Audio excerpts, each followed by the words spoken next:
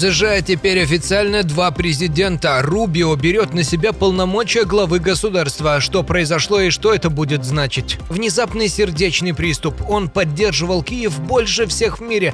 Большая потеря для Украины. Зеленский признал провал и призвал наказать десятки виновных военных. Новый скандал в ВСУ. Офицеров срочно объявляют в розыск. Лукашенко внезапно обратился к гражданам чужой страны. Белорусский политик попросил покинуть свое государство. Почему? Расскажем. $30 миллионов за минуту. Раскрыт один из секретов реального, быстрого заработка, и это не обман. Досмотрите об этих и других самых главных событиях к вечеру воскресенья, 12 июля. Неделя подошла к концу, самое время подвести ее итоги и ничего не упустить. В эфире «Нехта», для вас работает Степан Путила. Мощные удары по России не стихают ни на минуту. Этой ночью дроны достали Сызранский НПЗ в Самарской области, один из крупнейших заводов Роснефти за 800 километров от границы.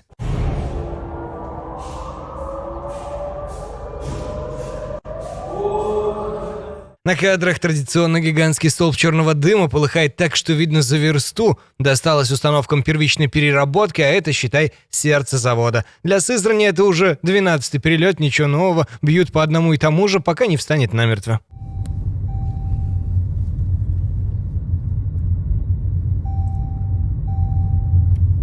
При ударе, по российским данным, задело и жилые дома, погиб человек, 3 раненых, среди них и ребенок. А в море все та же методичная охота. За ночь на 12-е птицы Мадьяра поразили еще 14 судов теневого флота, 10 танкеров и 4 парома. Всего за неделю украинская сторона отчиталась о 90 добитых судах в Азовском море. Флот РФ тает и идет ко дну на глазах. Судя по всему, это еще не финал. Крайне печальная новость для Украины. Внезапно умер американский сенатор Линдси Грэм, один из самых громких и последовательных защитников страны в Вашингтоне. Ему был 71 год. Причиной, по данным NBC, назвали сердечный приступ. И горькая ирония судьбы. Буквально накануне, за день до смерти, Грэм был в Киеве уже в 10-й раз с начала войны. Не сотрудничать с Украиной – ошибка для США. Встречался с Зеленским, с улыбкой держал в руках украинский дрон с ласковым названием Пэйвансан, в простонародье Пысун. А главное, только что продавил те самые адские санкции против России, 500% пошлины на покупателей российской нефти. Дело всей его последней борьбы сдвинулось с мертвой точки, а сам он до главного результата не дожил самую малость. Сенатор Линдси Грэм, один из величайших людей и сенаторов, которых я когда-либо знал, умер. Он всегда работал и был настоящим американским патриотом. Нам будет очень не хватать Линдси. Как печально.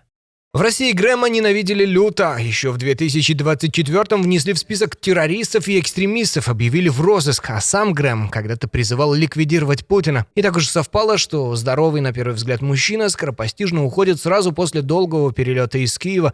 Злые языки, конечно, тут же припомнят Кремлю его любимые методы.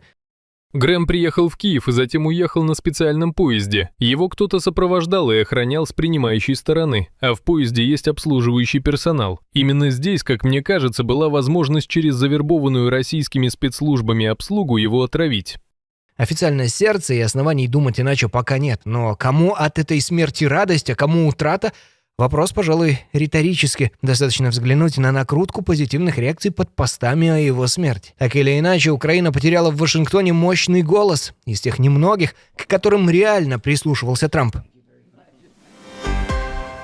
В украинском Вишневом под Киевом случилась трагедия. Российская ракета попала в склад боеприпасов. Рванувшая детонация снесла почти 5 улиц. 9 погибших, десятки раненых, около сотни домов разрушены. И вот что важно, власти не стали ничего замалчивать. Зеленский прямо признал, арсенал стоял там незаконно, вплотную к жилым домам, хотя это и запрещено законом и прямым решением Ставки. Виновных из Укроборонпрома уже установили, возбуждено дело, и президент пообещал, что каждый ответит. Конкретные должностные лица известны, и позиция государства. Каждый из них должен быть привлечен к справедливой ответственности. Еще одна история из Украины, от которой оторопь. Там по подозрению в хищении и убийстве 2 граждан задержали 9 военных 155-й бригады. А самого комбрига Станислава Лучанова объявили в розыск, он скрылся из части. По версии следствия, причина не имеет к войне никакого отношения. Неизвестные оскорбили жену комбрига, и тот якобы приказал подчиненным разобраться. В ночь на 28 июня бойцы ворвались во двор к двум братьям в Киевской области, схватили их, вывезли в другой регион и убили. Тела уже эксгумировали, всем причастным предъявлены подозрения, идут задержания. Ну вот, только-только все затихло и снова запахло жареным. США обрушились на Иран с третьей волной ударов за неделю. Атаковано больше 300 целей. Иран сделал плохой выбор, теперь они расплачиваются. Иран в ответ засыпал дронами и ракетами американские базы по всему заливу, а новый верховный лидер, сын убитого Хаминеи, клянется мстить за отца. Эпоха односторонних сделок закончилась. Мы предупреждали: либо держите свое слово, либо заплатите цену. Но главное вот что. Иран взял да снова перекрыл Ормузский пролив, ту самую узкую горловину, через которую идет добрая часть ближневосточной нефти. Перекрыл транзит, жди скачка мировых цен. Кому дорогая нефть в радость? Кремлю. Чем дороже баррель, тем больше денег в его военной казне. Так что дальний пожар бьет по Украине двояко, и внимание от нее уводит, и врага подкармливает.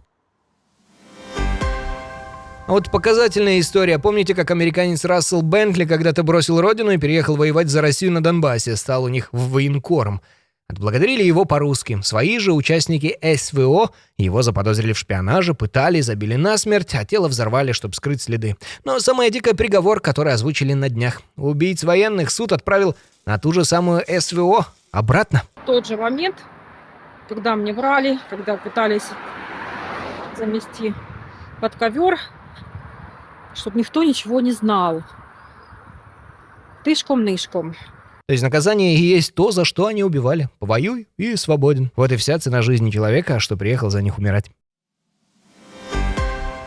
А вот занятный поворот. Похоже, у США теперь два главы государства. Только второй правит чужой страной. По данным New York Times, госсекретарь Марко Рубио фактически управляет Венесуэлой, не выезжая из Вашингтона. После того, как полгода назад американцы выкрали посреди ночи Мадуро, всеми финансами, ресурсами и назначениями в стране заправляет госсекретарь Марко Рубио. Его там за глаза так и зовут вице-королем.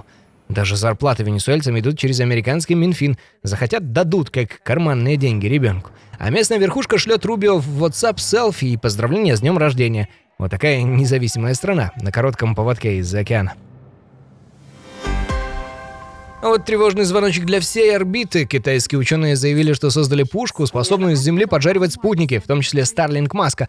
Те самые, что помогают Украине на фронте. Работает без выстрела, бьет по орбите мощным импульсом и выжигает электронику аппарата, как в микроволновке. Ни грохота, ни обломков, спутник не взрывается, а тихо превращается в мертвую железку. Пекин давно косится на тысячи спутников Илона Маска как на военную угрозу, вот и придумал дешевый способ их глушить.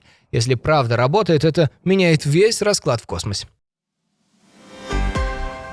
Польско-украинские трения все никак не улягутся и подливают в огонь такие персонажи, как Марианна Шрайбер, скандальная медиа-активистка, боец ММА и кандидатка в мэры Кракова ради хайпа выдала совсем уж мерзко. Выбросила портрет Зеленского на помойку, сравнив его с Гитлером. Прием нехитрый, на волне обострения вокруг Волыни собрать голоса и лайки самых радикальных.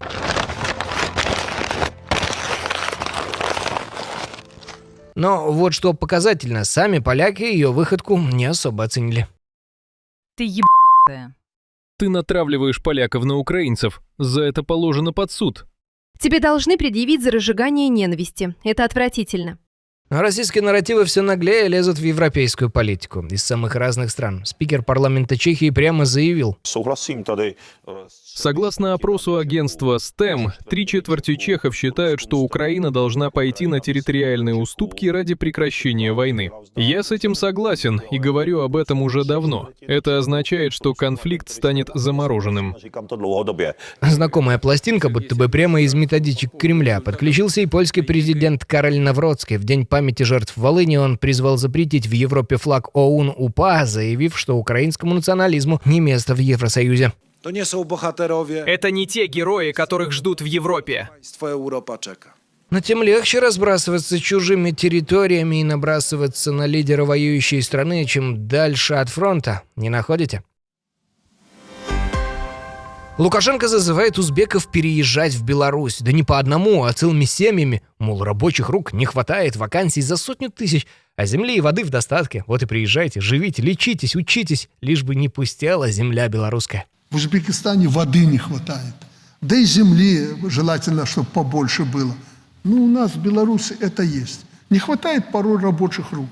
Так мы мечтали бы, чтобы именно узбекские люди с семьями приезжали в Беларусь. По сути, открыто зовет заселять страну приезжими, потому что свои-то после 20-го массово разбежались, а рождаемость не тянет. Вот и переманивает мигрантов у соседней России, где их сейчас все чаще гонят. Да узбеков, к слову, также звал пакистанцев, но не вышло.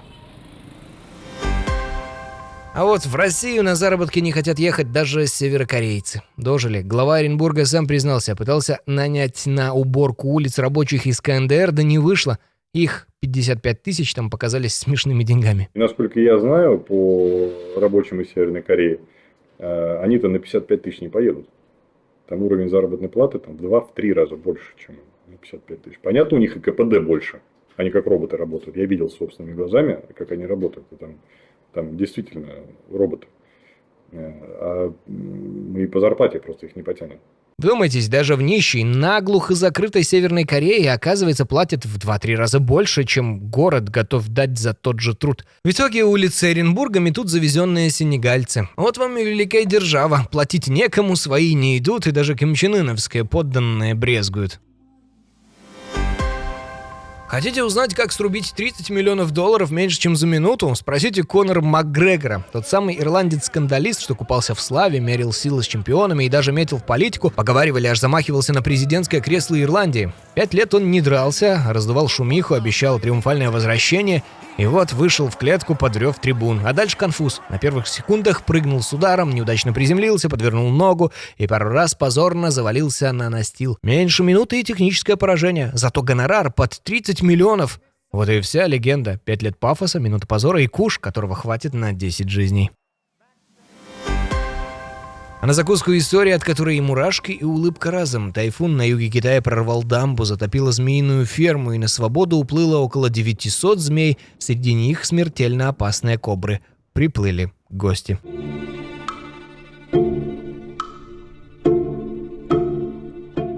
Целая деревня вынуждена была объявить чрезвычайное положение. Жители по пояс в воде отбивались от гостей бамбуковыми палками, спасатели в защитных костюмах ловили беглянок, а в больнице спешно завозили противоядие. Одного кобра все же цапнуло. Правда, за улыбкой не забудем, сам тайфун обошелся куда страшнее. Стихия унесла жизни 39 человек. А на этом пока все. До встречи уже утром.